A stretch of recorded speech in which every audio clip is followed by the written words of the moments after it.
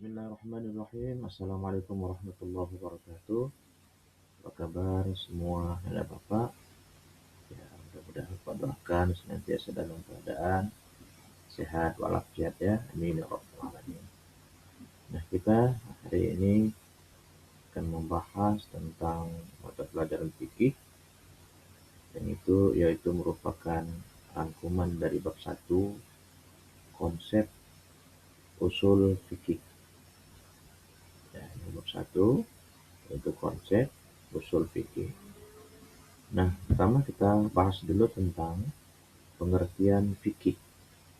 Apa yang dimaksud dengan fikih? Kata fikih ditinjau dari segi bahasa berasal dari kata kerja dasar bahasa Arab tentunya, yaitu kata faqaha, yafqahu, fiqhan, yang memiliki beberapa arti, yaitu memahami secara mendalam, mengerti, dan ahli. Fikih itu berkaitan dengan berbagai ketentuan hukum syara, baik yang telah ditetapkan langsung oleh Allah Subhanahu wa taala dan Rasul-Nya di dalam Al-Quran dan Hadis, maupun berbagai ketetapan hukum syara yang ditetapkan oleh para ahli fikih atau mujtahid dari masa ke masa. Nah, itu pengertian daripada fikih. Sedangkan pengertian usul fikih sendiri jika ditinjau secara bahasa terdapat dua suku kata, yaitu pertama usul dan yang kedua adalah fikih. Kata usul adalah bentuk jamak dari kata al-aslu, yang artinya sesuatu yang menjadi dasar atau landasan bagi lainnya.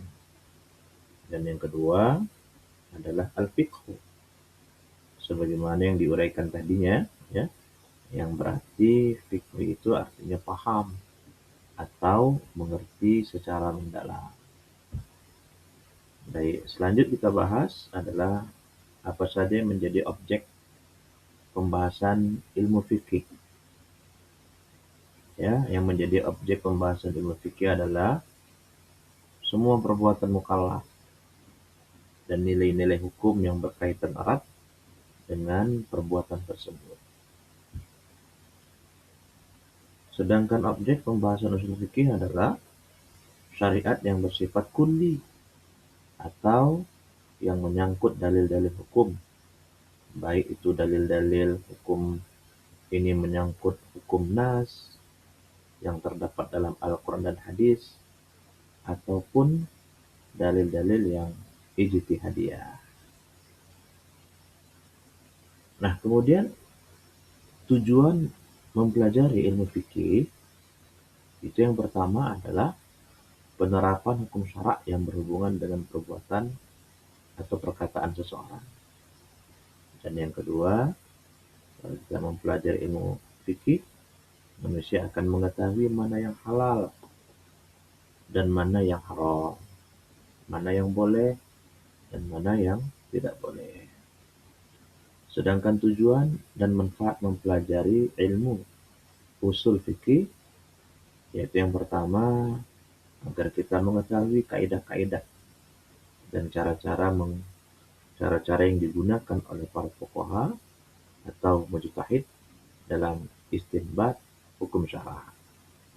Yang kedua adalah untuk memperoleh kemampuan dalam melakukan istinbat dari dalil-dalilnya, terutama bagi para mujtahid tentunya.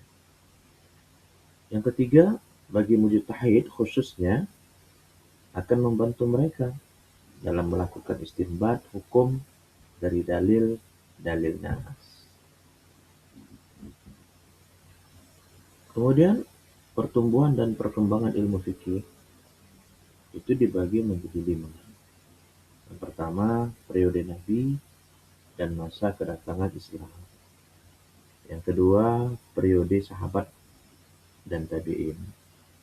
Yang ketiga, periode kodifikasi atau tadwin fikih ya dan kematangannya. Yang keempat, periode berhentinya ijtihad. Dan yang kelima, periode kebangkitan. Sedangkan pertumbuhan dan perkembangan usul fikih Ya, usul fikih itu muncul bersamaan dengan adanya ilmu fikih. Walaupun dalam penyusunannya, fikih dilakukan lebih dulu daripada usul fikih. Penyusunan fikih sebenarnya sudah dimulai langsung setelah wafatnya Rasulullah Sallallahu Alaihi Wasallam, yaitu pada periode sahabat, dan pada waktu itu pemikiran tentang usul fikih juga telah ada. Baik, alhamdulillah itulah mengenai rangkuman pelajaran kita hari ini, yaitu bab 1 tentang konsep usul fikih. Mudah-mudahan bermanfaat. Terima kasih. Wassalamualaikum warahmatullahi wabarakatuh.